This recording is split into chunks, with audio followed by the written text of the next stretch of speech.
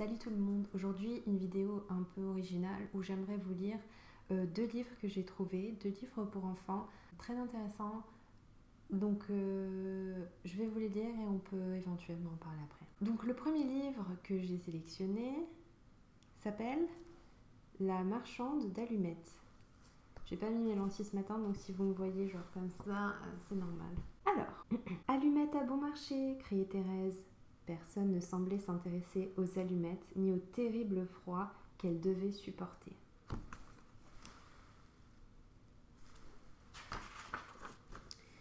Il neigeait abondamment. Il faisait déjà nuit noire. Les rues devenaient désertes.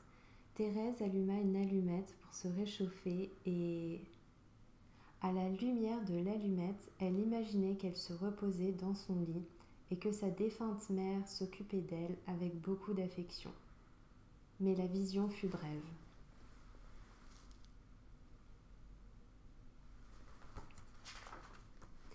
La fillette se trouvait très seule et décida d'allumer une autre allumette. Soudain, elle se vit entourée d'une agréable atmosphère printanière. Air pur, fleurs pleines de couleurs, chants d'oiseaux.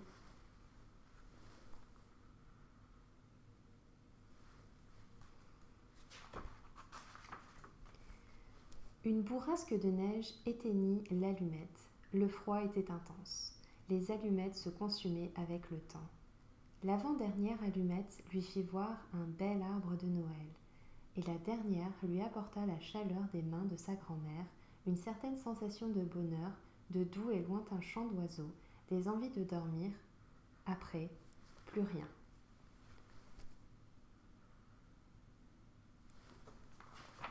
Le matin, une fillette gisait dans la neige.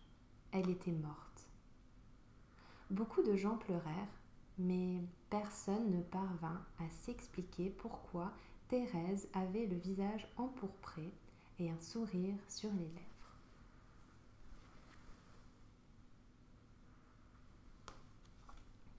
Voilà donc la petite histoire que j'ai trouvée, que j'ai lue et comment dire, qui m'a un petit peu interpellée. Voilà. On passe à la deuxième histoire. Donc, Lassie, chien fidèle. Elle est un peu plus longue. Alors, Lassie était une chienne très intelligente qui vivait dans un village d'Angleterre.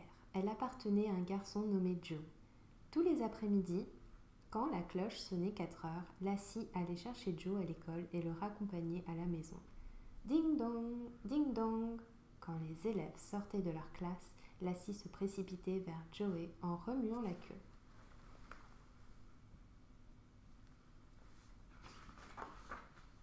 Joe était très fier de sa chienne. Tous ses amis l'enviaient. Avec raison, car Lassie était, de loin, le meilleur chien du village. Un amour profond liait Joe, son père, sa mère et Lassie. Un jour, Duke Ludling, l'homme le plus riche du village, vint leur rendre visite. « Accepteriez-vous de me vendre votre chienne ?» demanda-t-il. « Non !» répondit le père de Joey. Quelques jours plus tard, Lassie ne vint pas à la rencontre de Joey après l'école. Lorsqu'il rentra chez lui, sa mère lui dit « Joe, j'ai de mauvaises nouvelles à t'annoncer. Ton père a perdu son emploi. Nous avons dû vendre Lassie à Duke Ludling. Je suis désolée. » Mais c'était la meilleure solution. Joe éclata en sanglots. Au même moment, Lassie arriva au manoir de Duke Ludling. Celui-ci avait embauché un gardien pour s'occuper de Lassie, mais la chienne était si triste qu'elle refusait de manger. Le lendemain, lorsque Duke Ludling revint voir Lassie avec sa petite fille Priscilla, il gronda le gardien. « Comment ? Tu n'arrives pas à la faire manger ? Tu es un incapable. » « Elle manque peut-être d'exercice. Fais-lui faire une promenade, ça lui donnera de l'appétit, » dit Priscilla. Quand le gardien emmena Lassie se promener, il était 4 heures. La chienne entendit la cloche sonner. Alors elle s'énerva et elle tira si brusquement sur sa laisse qu'elle se détacha. Elle courut en direction de l'école. Lorsque Joe sortit de sa classe, Lassie se jeta sur lui. « Oh Lassie, tu es revenue !» s'écria-t-il fou de joie. Quand Joe et Lassie revinrent à la maison, le gardien les attendait. Il avait l'air furieux. Il remit sa laisse à la chienne qui pleura de peur. En la voyant partir si malheureuse, Joe se mit à pleurer. Au manoir, Duke Ludling dit au gardien « Emmène Lassie dans mon domaine d'Écosse. C'est à 700 km d'ici. Elle y sera dressée convenablement et ne se sauvera plus. » Okay. En Écosse, Lassie se mettait à hurler chaque fois qu'elle entendait sonner la cloche à 4 heures. Un jour, le gardien tira si brutalement sur la laisse que le collier se détacha. Ainsi libérée, Lassie s'enfuit à toute allure. Mais la propriété était clôturée et un immense portail en fer forgé en fermait l'entrée. En voyant le gardien à ses trousses, Lassie, découragée, se disait « Jamais je pourrai quitter cet endroit !» À ce moment-là, Duke Ludling et Priscilla rentraient au manoir. Voyant à quel point Lassie était malheureuse, Priscilla courut vers le portail et l'ouvrit en grand. « Mademoiselle, n'ouvrez pas !» s'écria le gardien. Mais il était trop tard. Lassie avait déjà quitté le domaine.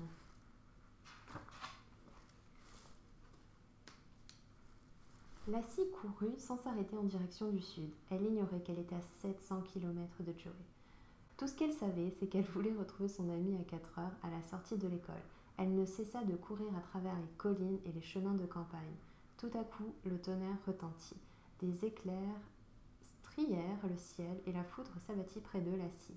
Une pluie torrentielle tomba sur elle. Lassie avait le cœur gros, mais elle savait qu'elle se sentirait mieux dès qu'elle retrouverait Joey. C'est pourquoi elle continua à courir vers le sud. Un matin, elle parvint au bord d'un lac. Elle vit qu'il était trop large et qu'elle ne pourrait le traverser à la nage. Elle dut donc le contourner. Au bout de plusieurs jours, elle arriva enfin de l'autre côté du lac. Quel soulagement! Les journées passèrent et rien ne pouvait empêcher Lassie de courir vers Joey. Un jour, alors que son estomac était vide, elle rencontra un marchand de vaisselle. Il s'appelait Oncle Rory. En la voyant, Oncle Rory s'exclama « Quelle belle bête tu es! Mon chien Totès et moi, nous allons partager notre repas avec toi. » Oncle Rory était un marchand ambulant et il avait dressé Totès à faire toutes sortes de tours pour attirer les gens. Dès qu'il y avait assez de monde, Oncle Rory commençait à raconter ses boniments pour vendre sa vaisselle. Lassie admirait l'habileté de Totès. Oncle Rory voyageait lui aussi en direction du sud. Lassie l'accompagna. Une nuit, alors qu'ils se reposaient tous les trois après une longue journée de marche, ils furent surpris par des voleurs. Furieux, le petit Totès voulut prendre la défense de son maître. Il bondit sur les voleurs, mais l'un d'eux lui assena un coup si violent qu'il le tua.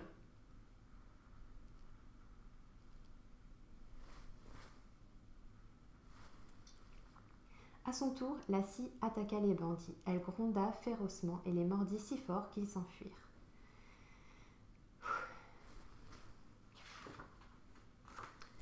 Pendant toute la nuit, Oncle Rory, désespéré, berça le petit corps de Totès en pleurant.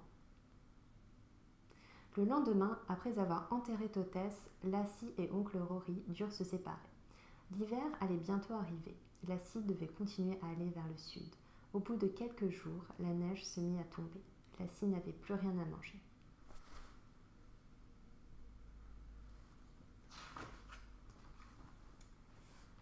Lassie n'avait qu'une seule idée en tête. Je dois aller à l'école pour retrouver Joey à 4 heures.